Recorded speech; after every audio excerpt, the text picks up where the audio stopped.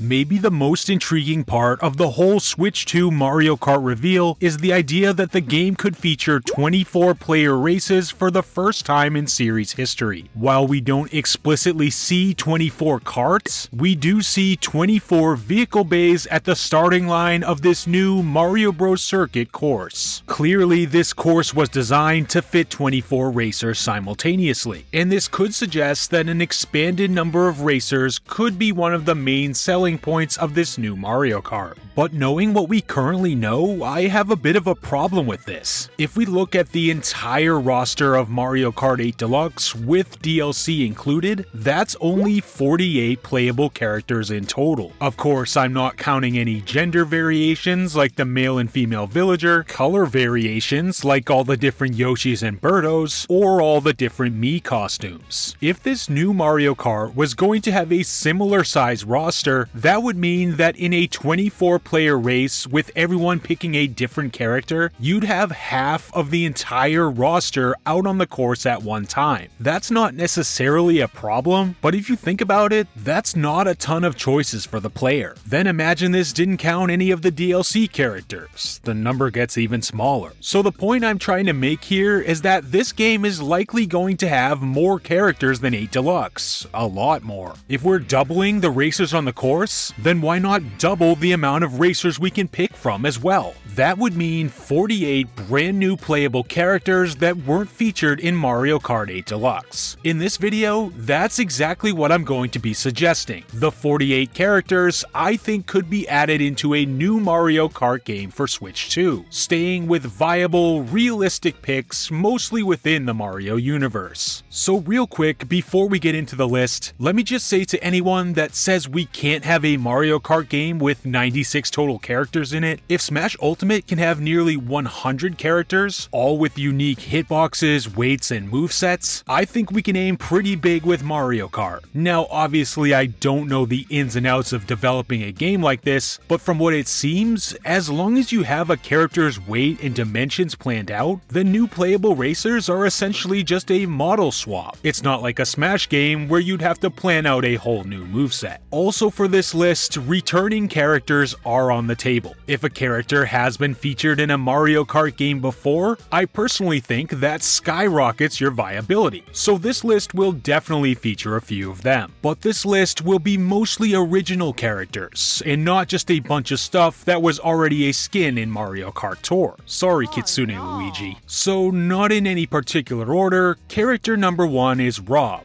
the robotic operating buddy who would be a returning character from Mario Kart DS. Staying on the DS family of systems, potential racer number 2 would be Honey Queen from Super Mario Galaxy and a returning racer from Mario Kart 7. Next, I think it's best that we stay current and go with representatives from our most recent mainline Mario game, Super Mario Bros. Wonder, as new racer number 3 would actually be a new variation of Mario, that being his iconic power-up from that game, Elephant Mario. For this new game, I'd probably suggest that the cat variations as well as Gold and Metal Mario return simply as selectable skins, just like you would choose the color of your Yoshi and not unique characters. And for new Mario skins in this game, I would add Doctor and Builder Mario as well, but I'm not counting them as full characters on this list, and I think Elephant Mario is a different situation. First of all, its size is such a big transformation from Mario's default model. And after the amount of Mario variations we had to choose from in 8 Deluxe, I don't see this as being a problem at all. But sticking with Super Mario Bros. Wonder, racers 4 and 5 would be a Poplin and Prince Florian from that game's Flower Kingdom. Speaking of kingdoms, this new Mario Kart game is a huge opportunity to add more Super Mario Odyssey representation, something that was sorely lacking in 8 Deluxe. I'd love to see a few Odyssey-inspired courses, and of course, some new playable characters originating from that game. That's why next on my list is my most wanted group of characters from Odyssey, who I think should all be added to the next Mario Kart, and those are the Brutals. They'd all be separate racers, so my number 6 is Topper, my number 7 is Spewer, my number 8 is Harriet, number 9 is Rango, and of course my number 10 is Madame Brute herself, making the entire troop playable, kind of like how the Koopalings are now. now. And sticking with the Odyssey representation, number 11 on my list is actually Mario's sidekick from that game, Cappy himself. And I know what you're thinking, how can a hat drive a cart, especially when it has no arms to steer? And maybe you're right, and that's why we've yet to have Goomba playable in the series. But for as important of a character as Cappy, and as big of a game as Odyssey is, I really can see it happening. Plus, if Cappy's making it in, then there's a good chance Tiara makes it in as well as his alternate, which is why I'm putting her in as well at number 12. For my next group, I'm going to include playable characters who could return from Mario Kart Tour. This leads to my number 13 being Monty Mole, my number 14 being Charge and Chuck, 15 should be Nabbit, 16 Captain Toad, 17 Hammer Bro, and 18 King Babomb. Also returning from Tour is Yoshi's companion Poochie at 19. Tour's own Donkey Kong Jr. with that same retro pixel art character model that's used in Tour for some really cool visual variety will be 20, and sticking with the Donkey Kong series, we have Dixie Kong as number 21 and the last Tour returnee. The Donkey Kong series will have its own set of new reps as well, because I think a viable pick for number 22 is none other than King K. Rool, the frequent big bad of DK's games, and now a Smash Bros. Fighter as well. This would add more heavy and villain character representation, both of which are always great. We also can't forget Cranky Kong, who I'll put at number 23, a Kong who's had a whole new set of eyes on him lately due to the Super Mario Bros. Movie. And for my last Donkey Kong rep, I will put Baby DK as a possibility at 24. I know it's kind of similar to Donkey Kong Jr., but Baby DK is canon due to Yoshi's Island DS. And if we're putting all the other babies in here, then we shouldn't leave out Baby DK either. Speaking of the other babies, we have the final one, Baby Wario, at number 25, as we past the halfway point in this list. Now I think it's time to talk about a few characters from the GameCube era joining the roster, and I'll start with Super Mario Sunshine and number 26, Toadsworth. I'll also include a Pianta at 27 and a Noki at 28. Sure, they are generic NPCs, but that hasn't stopped a lot of these characters in the past. All three of these Sunshine reps actually appear as playable in Mario Superstar Baseball, so there's definitely a chance here. I really wanted to include Shadow Mario and Il Piantismo as final Sunshine reps, but I thought them to be a little niche and Shadow Mario kind of repetitive due to the amount of Marios we have already. But at 29, we have another GameCube era rep and my personal number 1 most wanted playable character, and that's from the Luigi's Mansion series, Professor Egad. For the next character, we'll stick with the same series, but one of its more recent games, and that's Polterpup at pick number 30. Now, I don't want to go too much into potential crossover characters, since I want to keep this list more on the realistic side, but with the amount of crossover characters from Mario adjacent and other Nintendo franchises we got in 8 Deluxe, I don't want to gloss over crossover characters either. I believe Kirby has a decently high chance to show up as a crossover, just because he matches the aesthetic the best, so I'll put him at number 31. Pac-Man, Miss Pac-Man, and Blinky the Ghost are actually all playable racers in the Mario Kart GP series of arcade games, so adding any or all of them to this one would be a cool reference. I have a bunch more characters to talk about though, so I'll group those three together at number 32. At number 33 is maybe my wildest pick,